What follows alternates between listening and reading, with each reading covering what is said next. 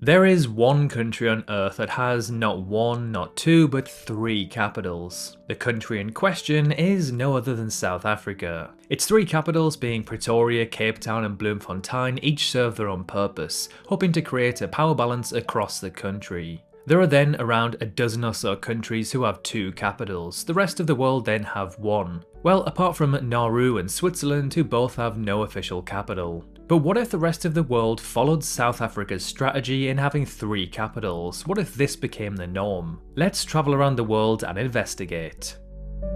So when choosing a capital city, there are no universally agreed upon official requirements, meaning we have complete freedom to choose any city for any reason. Like for example, India. So New Delhi is the current sole capital of the country. This is where the government does its stuff. And then you have Mumbai, which is known for finance and business, so that could easily become the country's financial capital.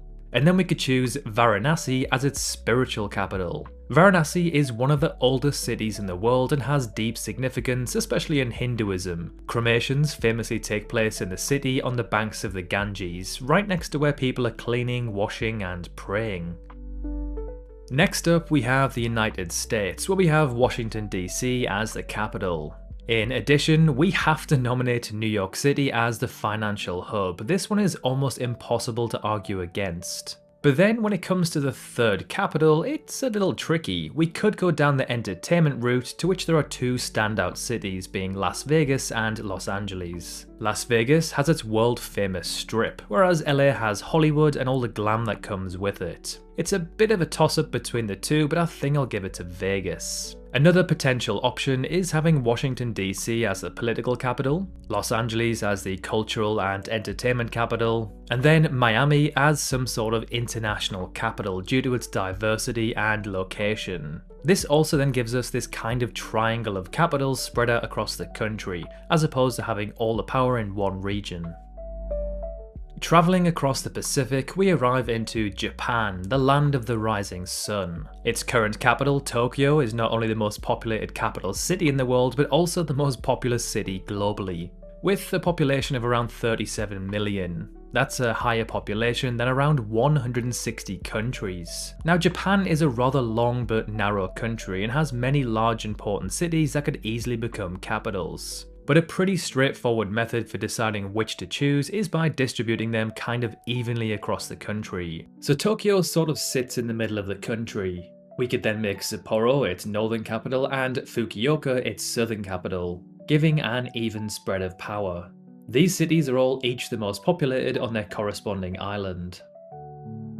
Travelling a few thousand kilometers south, we arrive in Indonesia, a country made up of around 17,000 islands. So at the time of making this video, Jakarta is the country's capital. I say at the time of making this video as the capital is planned to be moved across to Nusantara, found on the island of Borneo. The full transfer is planned for the year 2045 as the city is still under construction. But what other two places would make good capitals for the country now? Well, one is definitely Denpasar, which is the capital city of the island of Bali. This could become the country's tourist capital. So we've already mentioned Jakarta being the current political capital, and then it kind of makes sense to have another capital found on the island of Borneo. And with Samarinda being the largest, that could become our third capital. Similar to the triangle scenario mentioned earlier with America, this gives Indonesia this nice spread out triangle of capitals. Heading over to South America, let's now do Brazil. So Brazil is by far the largest country on the continent and the fifth largest country on Earth. The east of the country sits on the Atlantic, running some 8,000 kilometers. The west of the country is dominated by the Amazon rainforest, the largest of its kind on Earth. But which three cities would make good capitals? Well, since 1960, Brasilia has been the country's official capital. It's quite a nice choice as it was purposely built to be a capital and is found rather inland, away from urban centres like Rio and Sao Paulo. But which other two cities would make good capitals? Well, without doubt, Rio de Janeiro has to be one. It's the second most populated city in the country and a financial and tourist hub. It's also one of the most iconic cities on Earth. You could then argue the case to make Sao Paulo the third capital, as it's not just the most populated city in Brazil, but the second most populated across all of the Americas by metro area. The city is also the financial hub of the country, which would make it a sensible option. Another potential option could be the city of Manaus. It could be the Amazonian capital of the country, seeing as though it's the largest city found within the Amazon, which is, of course, great importance not only to the country but the entire planet. Now, whilst we're on the theme of gigantic countries, let's take a look at China. So, Beijing is currently the capital of the country. It makes sense to keep this as the political centre. And then, without doubt, Shanghai will become its financial capital. Its population is some 24 million, and it's home to the world's busiest shipping port, making it one of the most important cities on the planet. But then, which city will become the third capital? Well, with Shanghai and Beijing sitting in the country's far east, it needs to be a more western city. If you did want a western city, you could go with Urumqi. It's a city of around 4 million people found in the country's very far northwest. However, it's not the most influential or important city to be found in the country. A better choice might be Xi'an, which I know isn't exactly found in the country's west, but it's certainly deeper into the country than Beijing or Shanghai. The city is historically very important, being the starting point of the Silk Road and home to the Terracotta Army. It could be a decent choice. Or we could potentially go with Chengdu, a city found even further west than Xi'an. Its population is over 20 million and is famously home to the giant pandas, the country's national animal. The city has great historical significance and transportation options, so it does make sense to make this the country's western or perhaps panda capital.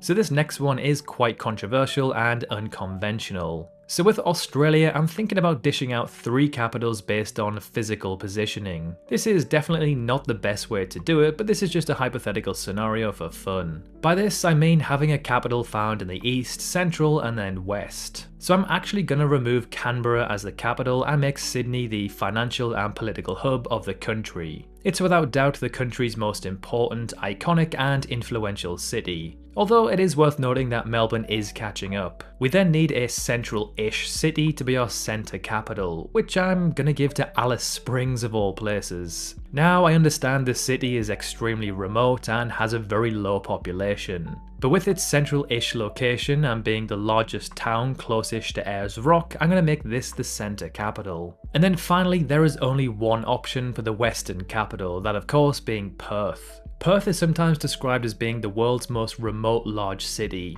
The closest city with a population over 100,000 is Adelaide, some 2,100 kilometers to the east. Now, if we didn't go by this methodology, then Canberra, Sydney, and Melbourne would be 3 good capital choices. But these are quite uninspiring, boring choices, and all found in the southeast of the country. Chile is one of the most unique countries in the world in terms of shape. It's extremely long, but rather narrow. This means that many different parts of the country experience very different landscapes and climates. The north has the Atacama Desert, the centre more of a Mediterranean climate, and then the very south has Patagonia. So sticking with this theme, we'll make Arica the northern capital. Santiago can remain the political capital in the middle, and then Punta Arenas can be the capital in the south found in Patagonia. 3 capitals with completely different vibes, aesthetic, and climate. Sticking with the theme of South America, Ecuador could be a very interesting one. So Quito is currently the capital and would likely remain the political hub. Guayaquil is the largest city and an economic port hub, which would make a decent second capital. And then for its third capital, I'm going to give it to a place found roughly 900 kilometers west in the middle of the ocean, Puerto Ayora on the Galapagos Islands. So Puerto Ayora is the largest town found on the island chain and could serve as the country's nature or environmental capital. In terms of population and finance, the town isn't really significant of course, but when it comes to nature, this archipelago is of utmost importance. And finally, let's end with Italy, which honestly is a pretty tough one to dedicate 3 capitals to. It has so many great cities that could be argued to make a good capital. So without doubt, Rome should remain the country's political capital. It also serves as a tourist and historic hub too. Milan could easily be the financial and business capital, but then who could we have for number 3? Naples is an option as it's found in the south-ish of the country, whereas Milan is in the north and Rome kind of in the middle. You could have Venice for its unique architecture and cultural heritage. Palermo due to it being in the south and having a strategic position in the Mediterranean, or perhaps even the city of Bari, which could represent the south and east coast. It isn't the most well-known of cities, but it does have a port that sits on the Adriatic, which easily feeds into the Mediterranean. Any of these would make a decent choice, but due to its size and cultural significance, I think I'll give it to Naples.